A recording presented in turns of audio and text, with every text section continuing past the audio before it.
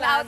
Ikaw ang Are you the planner? chairman? Yung barkada ko. Yung barkada ko yung planning. Ika to, Ika. Yes. So wala akong takas. 25 years, tama? Yes. Kasi Kaya naka-green kayo, na ako eh. Kasi batch color na. Oh, sino-chess ka din? 25 years sa CSA. Yes. Sa October sila. So kaya nyo nang bilangin yung mga edad August namin, pala, di ba? sorry. Augustine Oo nga pala, eh. oo nga pala.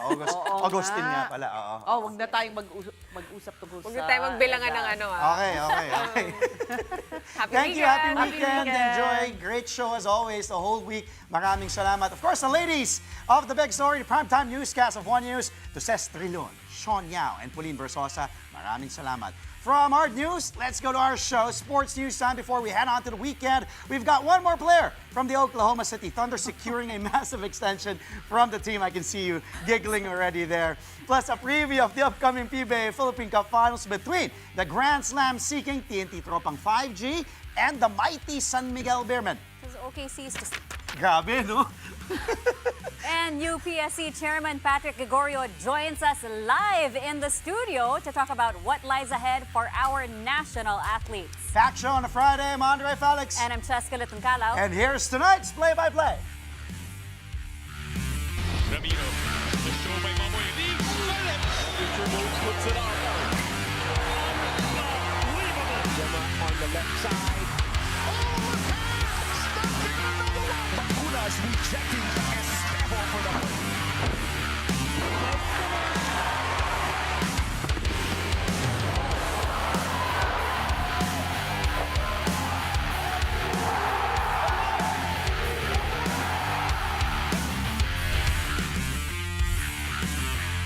The Oklahoma City Thunder continue to splurge on the core players check that led the team to an NBA title.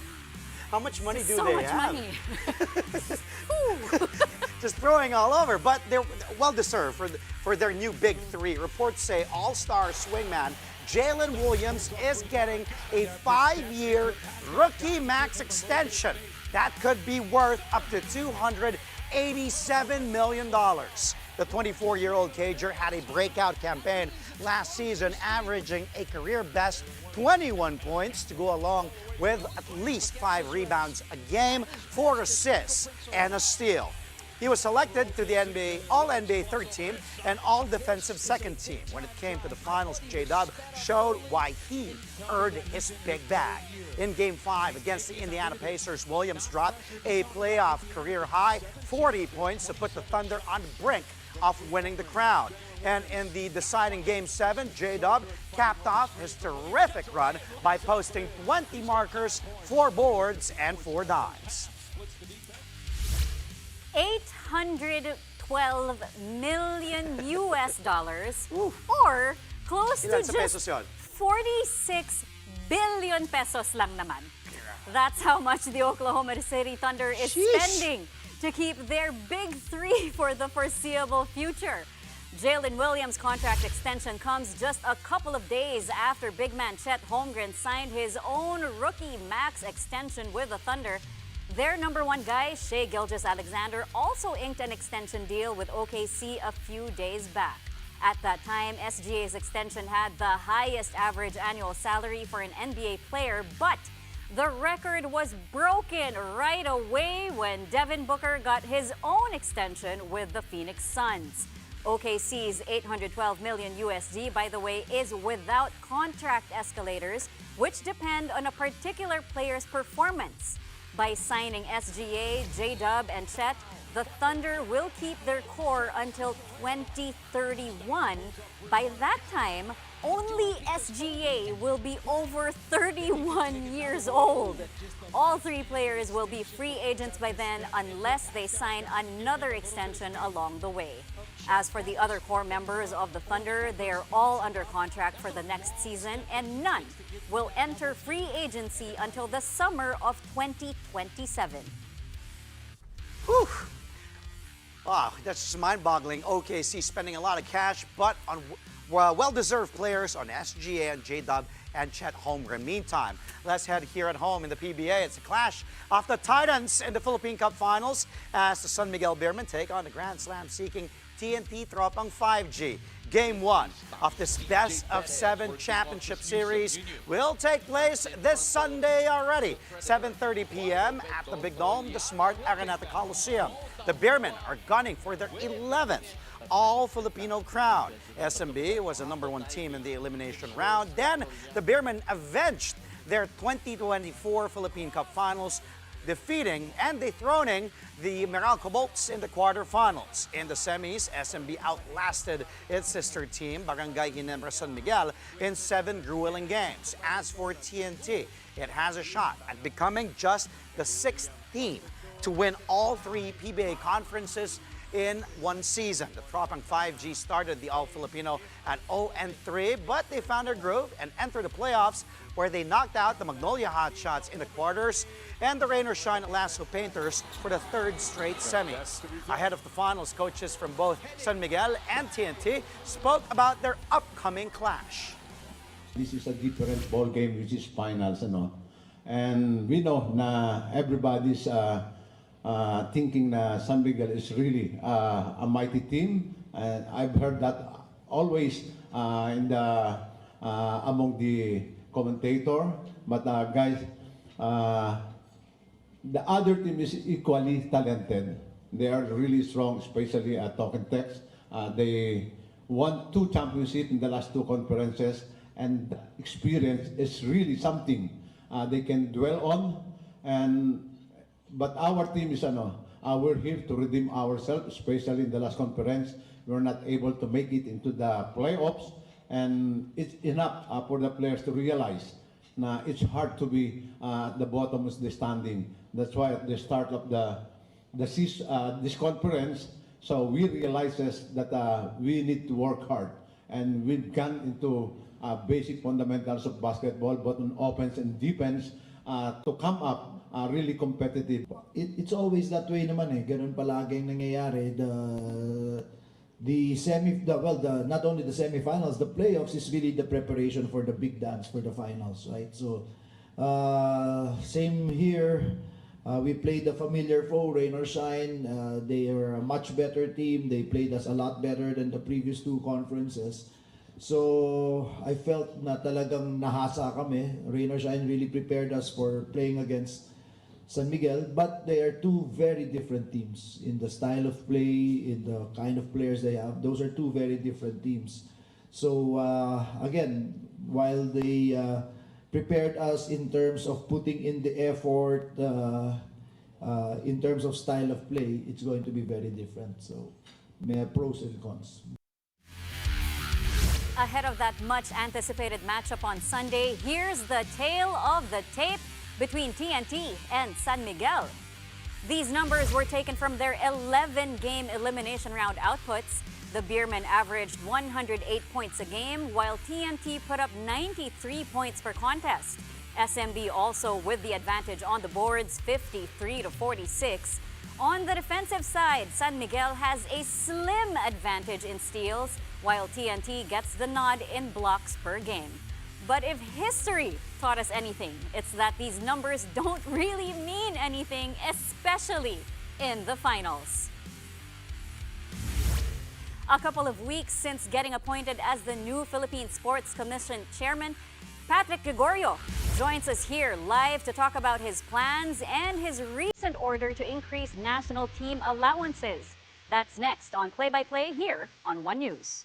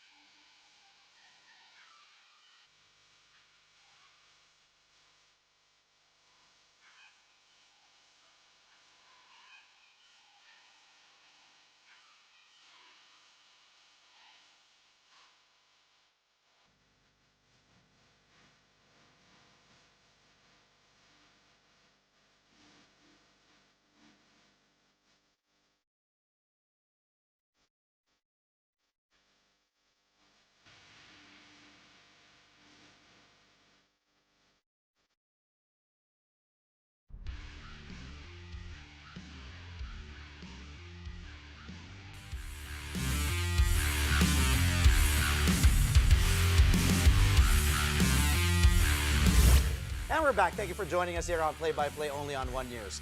It's a busy next few days for two of our national teams. That's right. We've got Alas Pilipinas men and Gilas Pilipinas women set to take on some of the region's best.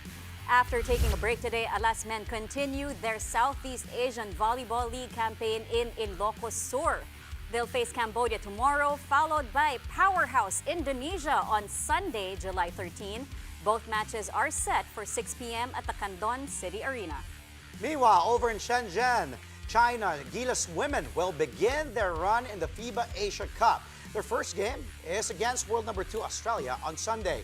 Gilas women will also face Powerhouse Japan on July 14, then Lebanon on July 16. And you can catch the Alas men and Gilas women games, of course, live on One Sports, One Sports Plus, and on the Pilipinas Live app. Speaking of our national athletes, the Philippine Sports Commission, or PSC, has ushered in a new era under new chairman Patrick Pato Gregorio. With his term now in full swing, what else can we expect from the PSC under his leadership? Let's ask the PSC chairman Patrick Agoro himself. He joins us live in the studio. Good evening, Sir Pato, and thank you for Good evening, joining us. Cheska and Andre. I'm happy to be here. Thank you for the invitation. Thank you so much. Thank you Ba't very pag kay Cheska pumapayag ka? Pag sa akin, hindi ka... Hindi ko pa sasagutin yung text. Ganon kayo eh. Ganon mga Gregorio. But thank you. As Cheska Yes. mentioned, thank you for taking time. I know you're very busy and it's a Friday. You just came from Baguio. Last night you were with Mayor Isko.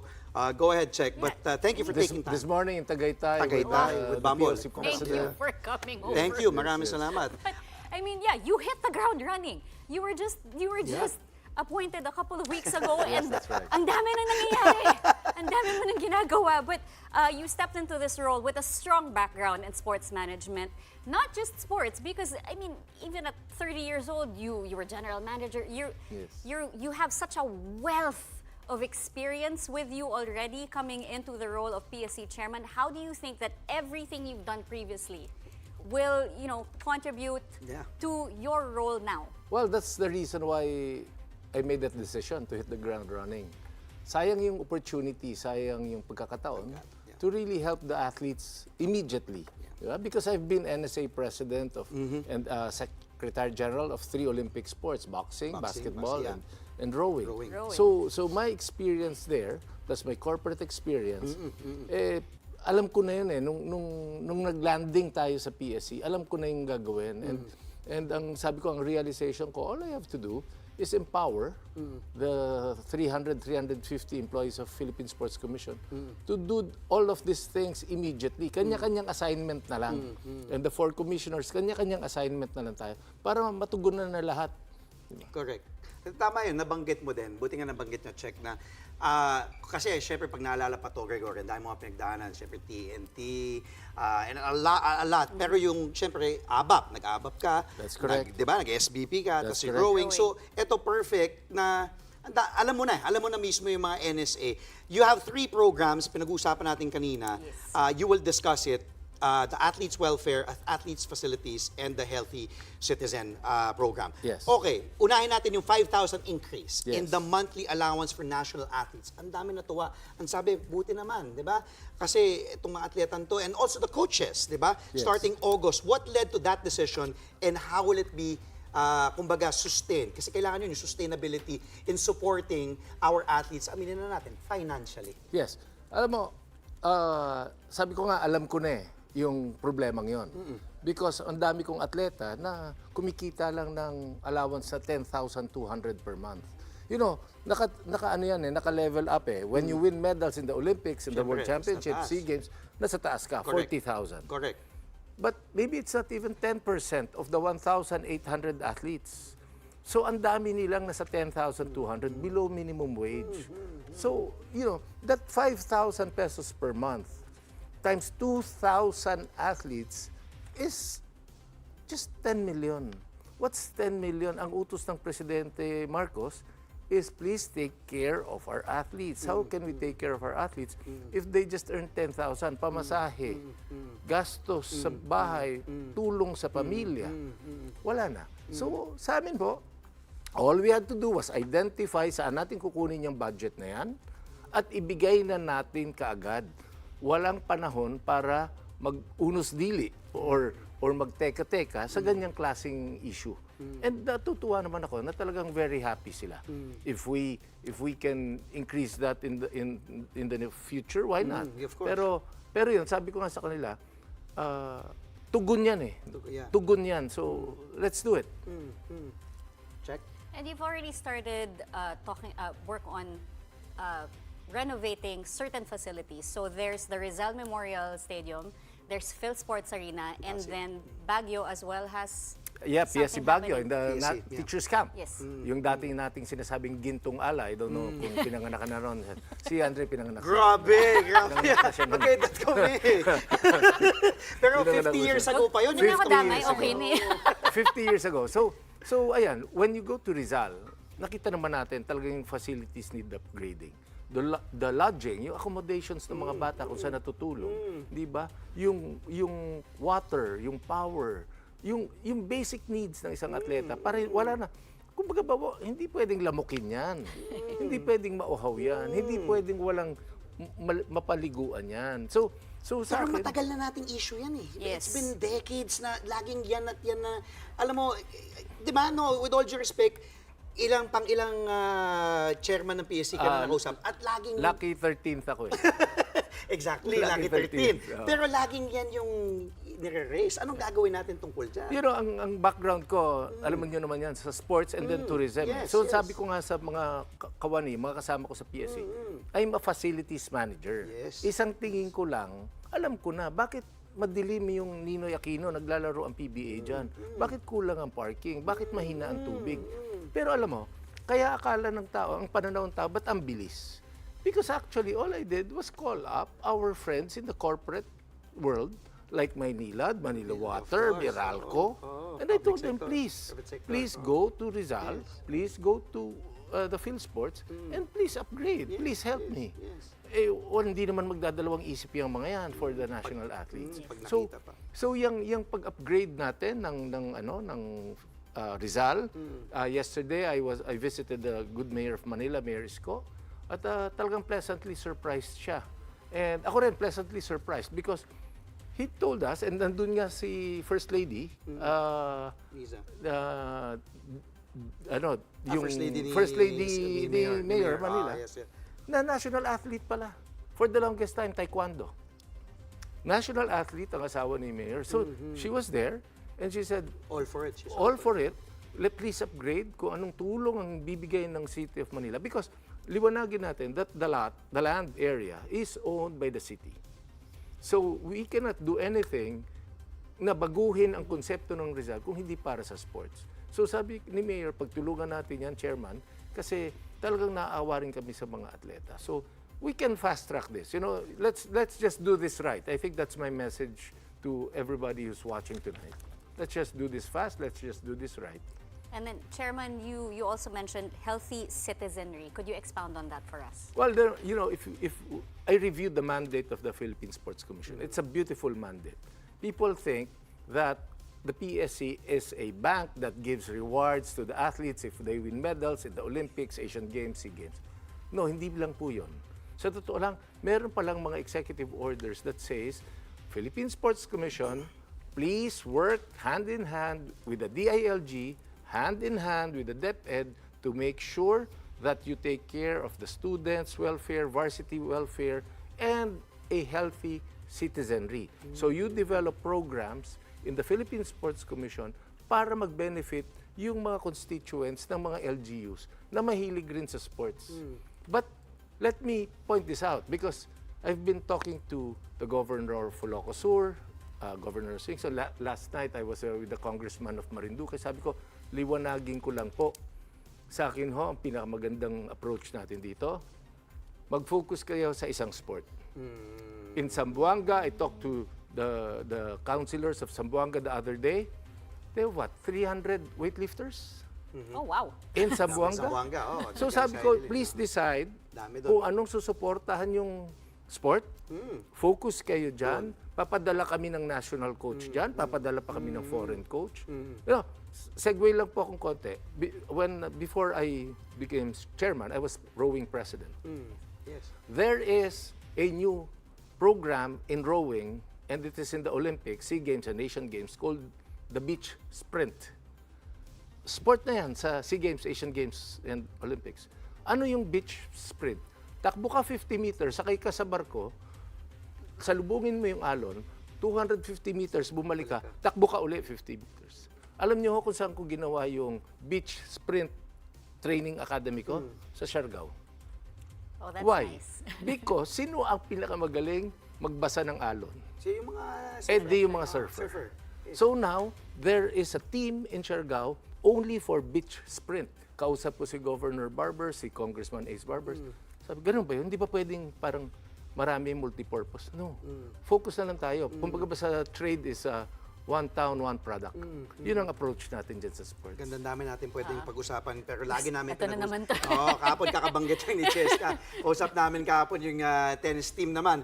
Pero kulang sa oras. Okay, mabilisan, Chair. How is the PSC working with the Philippine Olympic Committee? Kakagaling mo nga lang Tagaytay, of course with Kong Bambol. Sabi ko nga, automatic yan, Dre. Automatic yan. Tapos national sports, yung mga SNSAs, yung align. Ito yung pinag-usapan din natin kanina sa dressing room. Yung alignment even with the DALG Secretary John Vic Remula, even with DepEd Secretary Sani Angara. Paano to? Kasi long-term goals, lahat naman tayo pag sinabi sports, lahat yan. Lahat yan. Senate, Congress, lahat yan. Count us in. Pasok kami dyan. Let's be on the same page. But how can we make it happen, especially with the SEA Games now looming on the horizon? Okay, may inimbento akong phrase eh. Ano yan? Kanina ang umaga ko lang naisip. Sige, share mo Sabi sa ko, amin. di ba, in economics, you have a value chain. Di ba? So yung logistics mo dapat sunod-sunod, hindi napuputol para hindi nagmamahal, napapabilis yung serbisyo. Correct. Sa atin, tawagin na lang nating sports value chain. Ano ibig sabihin? Kung meron kang palarong pambansa, kung meron kang batang Pinoy, kung meron kang palaro sa mga LGUs, pagpunta sa kolehiyo, wala na yung laro. Wala namang weightlifting sa UAAP, NCAA, tsaka sa iba. Di ba? Totoo yan. Wala. So anong ginagawa ko? Napuputol. Kausap ko ngayon, nakausap ko ang UAAP board. In the next few days, kausap ko ang NCAA board. Kausap ko yung mga PRISA board. Kausap ko lahat yung universities. Sabi ko, di ba, idikit na natin. Idikit na po natin. Kung ano pong gusto nyong tulong, magtulungan po tayo, mag-collab tayo. We have to connect the chain so that the athlete na nagsimula sa napili niyang sport since elementary, tuloy-tuloy. I attended the palarong pambansa in Ilocos Norte with Governor Matt Manoto. Yes. I was so surprised. Thousands of sepak takraw athletes. Thousands. Hanggang palaro lang sila. Where do they go after? Wala. Wala na. So that is my realization and that is my role as PSC chairman. Paano natin ngayon ididikit yan from grassroots up to the high level. Hanggang makarating sa Olympics or Asian Games or SEA Games. And patas yan, hindi lang po Olympians, pati yung mga laro sa Asian Games, SEA Games, na hindi kasama sa Olympics, patas suporta natin dyan. Right. Again, we wish we had more time. But last, Chairman, message to our national athletes and the aspiring young sports talents who are obviously given so much hope just hearing about your plans for the future. So, simple lang po, no? Simple lang ang message ko. We will make sure that I make you smile. We'll make sure that I motivate you. We will make sure that you will now realize, ayan pala ang ibig sabihin ng Philippine Sports Commission. Simple lang po ang Philippine Sports Commission. We're the enablers. Kailangan ho ma-excite ang taong bayan na pumasok yung anak nila sa sports para mag-focus, para maging motivated, hindi distracted, hindi isipin anong problema ng pamilya, hindi isipin kung may makakain. Diba? It is the best gift you can give to your country. Of course. Diba? Sabi ko nga, Cheska, Andre, when I was there when Caloyulo won the gold, at itataas na yung bandera ng Pilipinas, at papakantahin ka na ng national anthem, hindi mo pala makakanta pag umiiyak ka. That is the best gift. You cannot sing your national anthem when you are crying because you are just too happy and too proud. That is my role. I will enable everyone. And we will make sure that the resources we will spread para masaya yung tao and ilalagay natin sa tama. Kaya sabi ko nga, approach ko, tatlo lang. para hindi na mag-analyze. Yes. Welfare ng atleta, facilities na world class para sa atleta, and healthy citizenry. Well said. Thank you. Sorry, Please, kulang kami sa oras. please come back on the Thank you. show. Oh, Anytime, extend There's namin. Gawin so tayo 1 much hour. to talk about. All right. Thank you for your time. That was PSC Chairman Patrick Gregorio. We are pausing for a quick one, but right after that, Carl Tamayo hints at a future in the PBA just after a championship run in Korea. What team does he want to play for? Find out when Play-by-Play returns here on One News.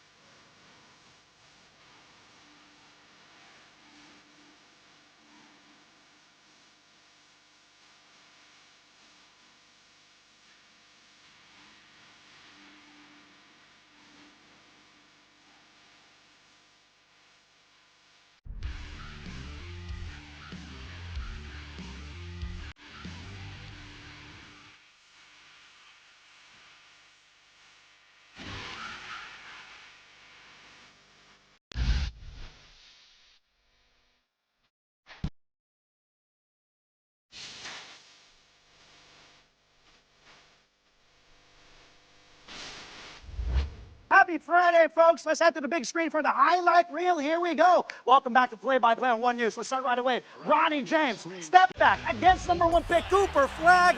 Money. Back-to-back baskets there for Bronny. Take a look again. They run the same play. Baisley with another screen. This time for a 3. Bang, bang, bang over Cooper Flag. That will be a great matchup in the future. I know it's a stretch for now, but it's nice to see. You love to see it. Ronnie James against Cooper Flag in the NBA Summer League. By the way, those were just his only field goals in the game. He had 8 points, 2 rebounds, 2 assists. Okay, baka sinasabi naman, ano kay Ronnie James? Punta tayo kay Cooper Flag. DJ Stewart tries to get it in here, but no. Here's the number 1 pick. You love to see that. That's what you came to see and watch in the Summer League. Cooper Flag, that athleticism, that length, 6'9" all the way, maybe 6'10", then woo, running like a gazelle, slam it home. Nothing the defense can do. Flag 10 points, 6 rebounds, 4 assists, 3 steals, and a block in this game. More on Cooper Flag on this last play. Roll it. Lakers have it. Flag says no, denied. And here they go, they run. And Flag attacks, good recognition, open teammate. Nemhard. No, that's not Andrew. That's the younger brother, Ryan. There's Andrew Nemhard of the Indiana Pacers watching his younger brother. But it all started on defense. This is what you want to see, what you will get to see with the Dallas Mavericks, with Cooper Flagg there now, with Anthony Davis, with Daniel Gafford, Derek Lively. It's gonna be fun in Dallas. By the way, Ryan, younger brother of Indiana Pacer, that guy right there, Andrew Nemhard. Team high, 21 points for Ryan Nemhard, along with 2 rebounds, 5 assists. Fun and games. NBA Summer League, can't wait for the NBA season to start right away. Check. And before we go, it's not just Dwight Ramos that's open to possibly entering the PBA in the future. Carl Tamayo has likewise shared his eagerness to join the Philippine League down the road. Tamayo is back in the country for Gilas Pilipinas preparations for the FIBA Asia Cup, but he made sure to catch Game 7 of the PBA Philippine Cup semis between Barangay Ginebra and San Miguel. There, the 6'8" forward shared his openness to join the league once his international stint comes to a close. Here's Tamayo talking about the possibility of playing in the PBA and what teams he would like to play for. Siyempre, ibang kaibigan ko naglalaro, so sinusuportahan ko sila. And simula bata ko, pangarap ko rin maglaro sa PBA. So makapunta rito, makanood ulit is very exciting and very happy. Simula bata ko, idol ko rin si Kuya Junmar eh. So San Miguel, pero both ways naman eh. Sinong manalo, di ba? So parehas naman may mga kaibigan ako. So either way, it's okay. Siyempre, lumaki ako sa Pilipinas, PBA ang tinitingala ko eh. You know, so one day, gusto ko rin talaga maglaro sa PBA. I want to finish my career in the PBA. So hopefully, I don't know when, but pag dumating yun, siyempre gusto ko maglaro sa PBA. Siyempre, Ginebra, San Miguel, any team naman, saan ako mapunta, I'll be happy and honored to play for sa PBA. Kahit saan, as long as, you know, makakuha akong chance makapaglaro dito. Happy to see Carl back and happy to see him watch the PBA. Interesting to see Carl Tamayo watching San Miguel and Ginebra, and then maybe, hopefully, we have to see him in the PBA. Pero wala, happy ka muna dyan sa Korea, stay ka muna dyan, enjoy there. And that's all from us this week, and of course, this Friday. Happy weekend. Catch us again on Monday, 8:30 p.m. for a play-by-play of the day's top sports stories. Play-by-play is on One News, that's Signal TV Channel 8 on SD and Channel 250 on HD. We are also available on Signal Play and Pilipinas Live. Ay, sa wakas. Friday. Pwede na matulog hanggang bukas, Sabado hanggang hapon. I'm Andre Felix. And I'm Cheska Lituncalo. Thank you for watching. Happy weekend, everyone. Good night.